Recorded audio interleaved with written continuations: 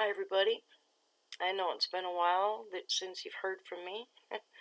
February was a very bad month for me. So far, March hasn't been much better, but I'm here at least. February, I got this allergy attack. That's what I thought it was. My allergies, were really bad, and it turned into this upper respiratory infection, and then my voice disappeared, and I started feeling better, but my voice hadn't come back, and about the time my voice started coming back, I got the flu. Not the flu that's going around killing people, but flu nonetheless, and it was pretty miserable, and I think I'm over that finally. But I've been sick, nonstop sick. I know everybody's seen me out there commenting and stuff, but as far as making a video, I haven't been able to. But there's a couple of things that I wanted to talk to. I missed Pillowgate. Boy, I would have loved to make a video about that, but that's over and said and done with now, so, there ain't no point. What needed to be said already, and that's all done. But there was one thing that stands out to me that I really need to say something about. When I was growing up, in I grew up as a JW kid. I was practically born in. I My family, every night when we had dinner, we would read the daily text thing that was in the yearbook for the day, and then as we were eating, we'd take turns reading um, different chapters and articles and all the stuff that was in the yearbook. We would read. There were some really cool stories in there. I remember one in particular that always stuck out in my head my whole entire life, and I still think of it now and then as I see things, and I'll explain why. Is because this particular story had taken place during the war. I think they were in France or something like that, and there were enemy troops there, and they had to go through checkpoints, where they checked everything you were carrying. They wanted to make sure you didn't have any illegal anything on you, or you weren't smuggling things and all that. Well, some Jehovah's Witnesses were going to go up to this place, and they had literature in their hands, and they really didn't have a place to put it, to hide it, or anything like that. So they prayed, and then they proceeded to go through the checkpoint.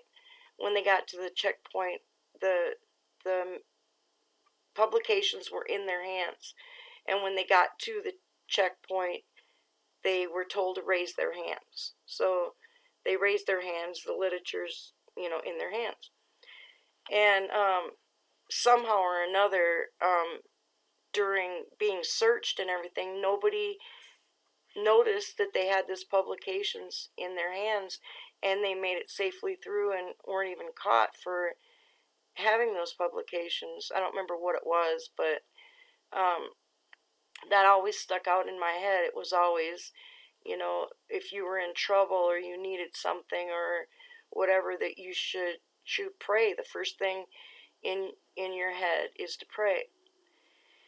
But several years now, I've been watching videos of Jehovah's Witnesses in all kinds of situations and places. Especially lately, you see all these Jehovah's Witnesses doing the cart ministry, And what gets me is that none of these JWs even thinks it in their head. It doesn't even pass their brain to pray when something happens. You know, I've seen them hurriedly pack up their stuff and leave an area. I've seen them lots of times just get on their phone and dial up security or police or whoever, and these people up here won't leave us alone, they're picking on us, blah blah, and they have the police come down and all this stuff. I have never ever, and I mean ever, seen a group or a couple or one, I've never seen any of them where you think if they were in a group of 4 or 5 people at these carts, got 2 carts, 4 or 5 people, you'd think that if somebody was harassing them at their cart, that they would form a circle, hold hands, and pray to get out of that situation. But none of them do. None of them pray. It doesn't even cross their thoughts to pray. You don't see them pray. Now, when I was growing up as a JW, we would go to restaurants and my father would lead a prayer and the whole family would sit there and pray. Had a lot of people come up to us and say, you know, that's a really nice thing to see, a family pray before their meals. You don't see that very often anymore, and it's really nice to see. And you know, then my dad would get into a discussion with them about it. But these days, you don't see any Jehovah's Witnesses pray in any situation whatsoever. They get on their phones and call. They call worldly organizations to help them. They call the police or security, which is led by the devil, according to them. That's Satan's led organizations, and they're calling organizations that Satan leads to help them and defend them instead of praying to their God. They're supposed to be God's chosen people, and you would think that if they would pray, that their God would defend his people. He would help them, but they don't even attempt to pray. I mean, you think that they would pray first, and if that didn't work, they would pack up and leave or call the police or whatever they had to do, but none of them even make an attempt. They don't pray. You don't see Jehovah's Witnesses pray anymore. It used to be we prayed in public. You know, we prayed in restaurants. We prayed everywhere, but Jehovah's Witnesses these days, they don't pray. They don't. Like I say, I've been watching videos of Jehovah's Witnesses for years now, and I have not seen any of them, not even one of them, pray instead of pack up and leave or call the police or something like that. It's like it doesn't even enter into their minds to pray. And if they're God's chosen people that are going to inherit this earth and blah blah blah, why don't they attempt to pray to that God that's supposed to protect them? That's what I don't get. But anyway, you know, I'm sure other people have noticed it too. You know, I'm sure it's not just me that notices Jehovah's Witnesses don't pray to their God that they're supposed to believe in. But anyway, March broadcast. I did February's broadcast, but I was so sick. Somewhere along the line, between being sick and cleaning my house and trying to keep my head straight, I lost February's tally, and I looked for it, and I can't find it, and I'm sure I put it somewhere where I wouldn't lose it, and that's the quickest way for me to lose something, is to put it somewhere where I won't lose it. So I'm sure I'll find it later and go, oh, there it is. But it's over with now, so I'm not even going to worry about it.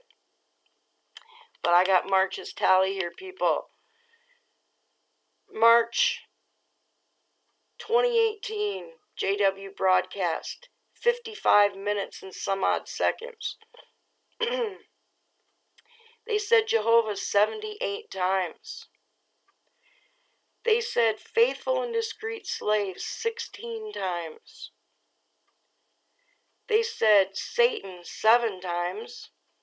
And they said Jesus, and I included Christ in there also, although I didn't have to, but they used both of them, so I added them both together.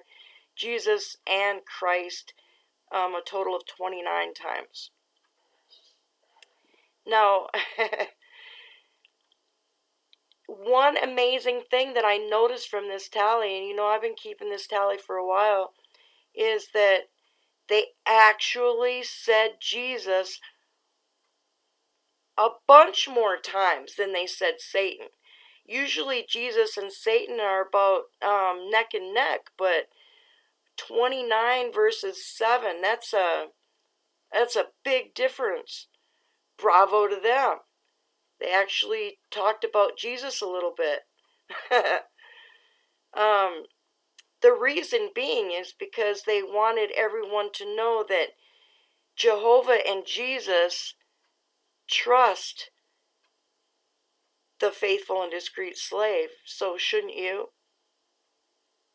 And by saying that, it makes it sound like you're not, it's like kind of like saying that if you don't do what the faithful and discreet slave says, then you're disobeying God. It's like you have to listen to us because God said so. But in the same breath, the faithful and discreet slave was a parable, and they self-appointed themselves the faithful and discreet slave, which was not a biblical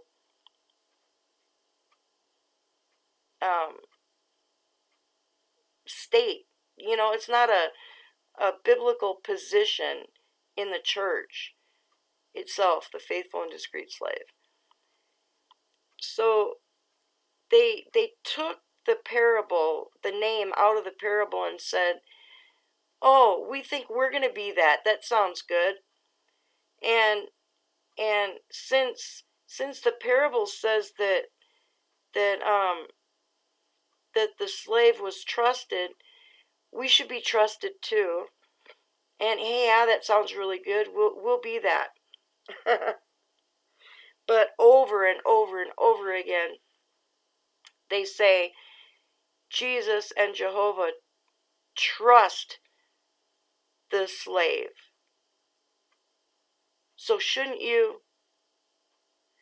But there's no proof that God and Jesus trust the slave as they are now. In the biblical parable, it may have been that way, but the current position of the faithful and discreet slave, we have no idea if God and Jesus approve of or trust that modern day slave that they self-appointed themselves to be. We have no proof of that. They can't give you any proof. And if somebody can give me proof that God and Jesus said somewhere that they approve of this current day slave, let me know, because I'm curious of where they came up with that or how they reason that out, because the faithful and discreet slave was a parable. It wasn't anything other than that. And like I say, they just kind of said, oh, that looks like a cool thing to be. I think we'll be that. You know? But anyway. But the tally, oh my God. And I'll keep going, you know? I'll come back with some more videos. My voice is back. I'm feeling better. And, but come on, Jehovah's Witnesses. Let's see you do some praying. I want to see you pray to your God while you're out there. He's supposed to protect you. So instead of calling the police on people or packing up and running away, let's see what happens if you actually prayed for that protection that you want. Let's see what happens. Talk to y'all later. Bye-bye.